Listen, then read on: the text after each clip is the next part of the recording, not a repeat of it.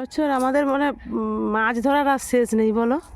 আমরা কম মাছ ধরলাম, মানে যত জাল ফেলছে তত যেন মাছ কোথা থেকে আসছে কে জানে। দেখুন টোবাটার দিকে তাকিয়ে শুধু দেখুন, আপনারা লক্ষ্য করুন। কালকেও এক্সপ্রেস গাড়ি গিয়েছিল এই সময়, আজকেও এই যে এক্সপ্রেসটা এই সময়ই যায় আর কি।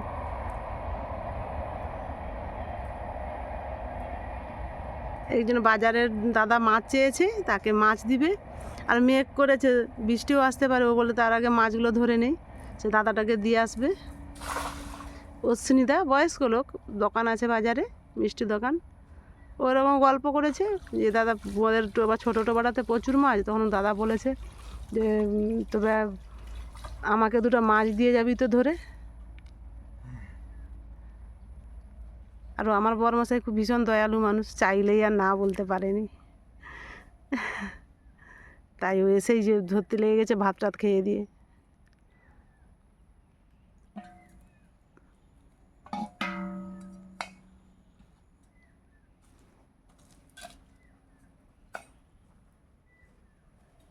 ও আজকে জাম আনছো, ঠিক করছো। কে বলছে সজা? তো বাঁকা।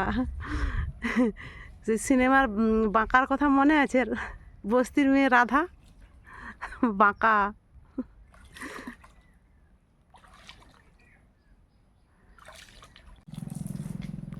ওই মাছগুলো ছাড়া আর আছে কি? শিঙ্গি ল্যাঠা কই?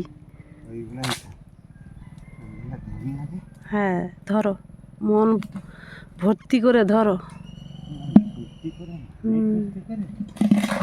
তোমার তো দেখছি প্রচুর ফুর্তি, যে কোনো দিন একটা মাছ খায়নি তার যে কিসে এত মাছ ধরার ফুর্তি ঈশ্বরই তার জানে। একটা মাছ খায়নি, এসব মাছ তো কোনো দিনই না। কইটা বা সে বড়ো কই হলে টুকটাক একটু হয়তো মুখে দিবে, আবার কাঁটা ছাড়িয়ে দিতে হবে।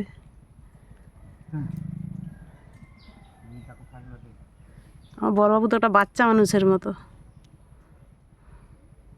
ওখানে পড়ছে শিঙি।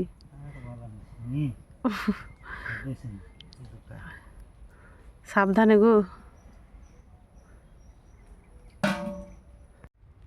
অনেকগুলোই মাছ পেয়েছে, এই যে কোচ পাতা ঢাকা দিয়ে রাখছে যাতে না লাফিয়ে যেতে পারে।